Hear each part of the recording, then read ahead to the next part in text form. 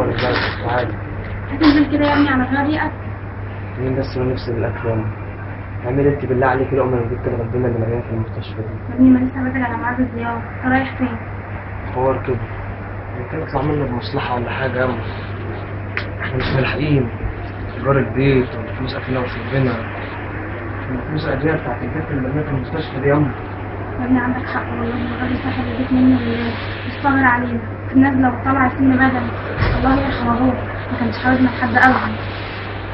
يرحمه بقى يا امي، يرحمه. سلام يا امي، انا نازل. جيلي يا امي.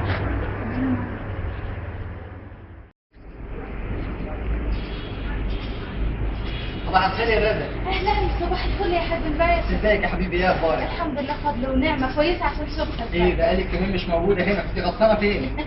كنت عند بنتي، الهي يا رب عقبال ما شلك، خلفت واد تبارك الله، خلقت قمر، يا رب شكله زيك يا رب. طيب يا حبيبي خلي بقى الفلوس دي معاكي، هاتي لي حلويات الاسبوع وكل حاجه تحتاجها وهديه البيبي الصغير عندي. ليه كده بس يا حاج الباشا؟ والله ده كتير، مش كفايه البيت الكبير جنبها الشغل كله كانها حبيبي والله لا كتير ولا حاجه. قولي لي سميت البيبي الصغير ايه؟ سميناه حسين، على اسم حفيد النبي عليه افضل الصلاه والسلام. ربنا يخليها لك يا رب. بقول لك ايه يا دادا، انا هروح بقى على الكليه، ادعي لي بالله عليك عشان عندي امتحان. ايه ربنا يفتحها في وشك ويكرمك ويسهل لك الصعب، قادر يا كريم.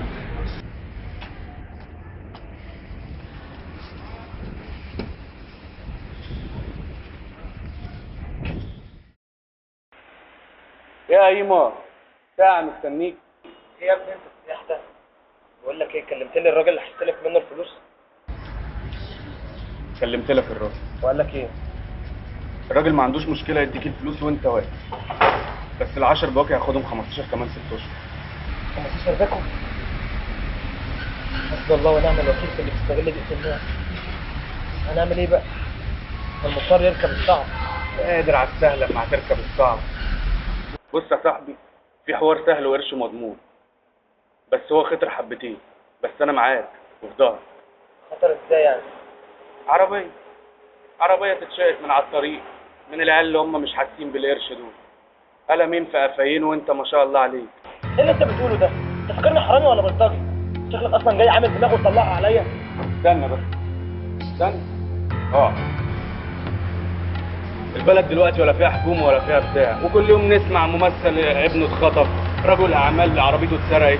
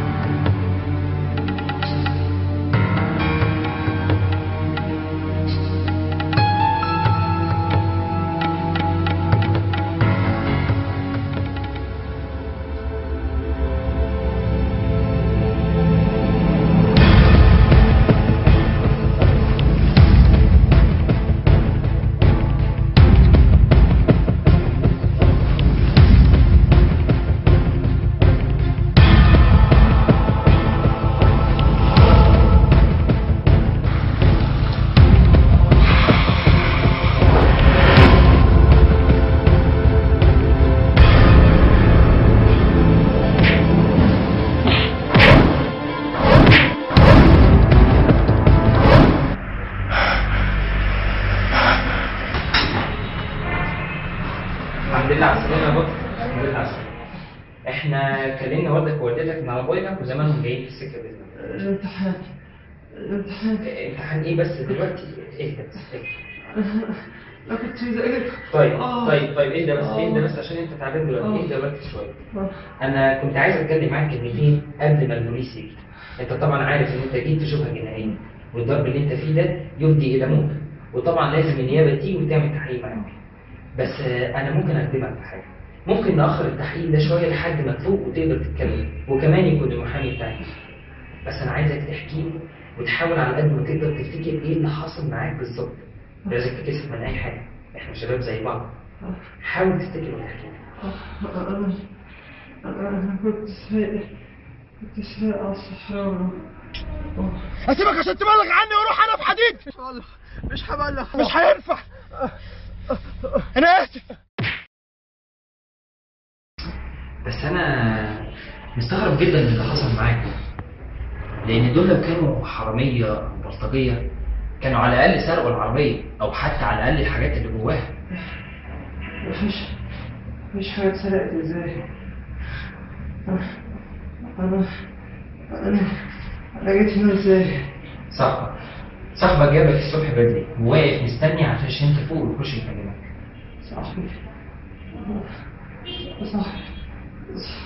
صاحبي مين؟ اهو صاحبك هو يا سيدي مستنيك من بدري وجاي يطمن عليك بنفسه. السلام عليكم.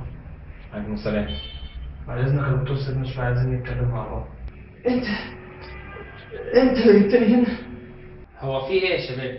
بعد اذنك يا دكتور سيبنا عايزين نقعد نتكلم شويه مع بعض. المفروض انا اللي اطلب من حضرتك ان حضرتك تستنى بره، هو حالته خطره. طب معلش سيبنا عشان عايز اتكلم معاك كلمتين.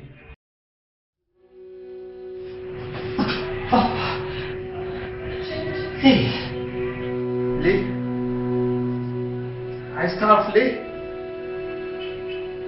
ما يكون في وشك كام قلم على كام تعويره وتيجي مستشفى خاص وتنام في اوضه زي دي، وانا اختي اللي ما كملتش 15 سنه مرميه في مستشفى حكومي و20 واحد في قلب العنبر نايمين فوق بعضيهم. مفيش دكتور واحد يوحد ربنا بيسال فيهم واليوم واليومين. لسه بتسال ليه؟ شايفين الناس اللي معاها فلوس دول وحوش، حرامية بتدي ايديها في جيبك وتسرق على قد ما تقدر. شايف ان مش حاسين بتعبكم وألمكم وفقركم. انتوا ما تعرفوش احنا بنعمل ايه من وراكم في الدنيا، ما تعرفوش بنساعد مين وبنعمل ايه مع الناس. مش لازم يا سيدي كل الناس تعرف ان احنا بنعمل خير عشان يقولوا والله بيتصدق على الغلابة. لو كنت انت مكاني عمرك ما كنت هتعمل ربع اللي انا كنت بعمله. لكن طبعا انتوا ضحية حقنا وجهلكم. ضحية جهلنا؟ انتوا الضحية؟ صح، انت صح. انتوا ضحية فقر وجهل، ولا ضحية اكل فاسد؟ اكل فاسد في معدتنا خد علينا لحد ما بقتش حد قادرة تستغنى عني. ولو كنت انا مكانك كان زمان انا اللي راكب العربية وحاسس بالنعيم اللي انت مش عارف قيمته. كان زمان اختك انت اللي بين الحياة والموت. مش انا عمري ما كنت هبقى حرامي ولا بلطجي، عمري ما كنت هسرق حاجة مش بتاعتي. ما كانت ظروفي عمري ما كنت هبقى شبهك. تعرف ايه انت عن ظروفي؟ تعرف ايه عن عيشتي؟ تعرف ايه يا حازم باشا وانت عادل نفسك عن دنيتنا؟ وهو تكييفك عين عينيك مش مخليك دريان باللي حواليك. انا خد عربيتك. وانا مش مجنون عشان اسيب اختي تموت وانت تعيش حياتك حتى مش تعبان فيها. انا هدخلها احسن مستشفى وهعالجها غصب عن عين اي حد. وهتعالجها بفلوس حرام. هو انا يعني عرفت عليك بالحلال؟ بعدين يا اخي رب غفور رحيم. رب غفور رحيم.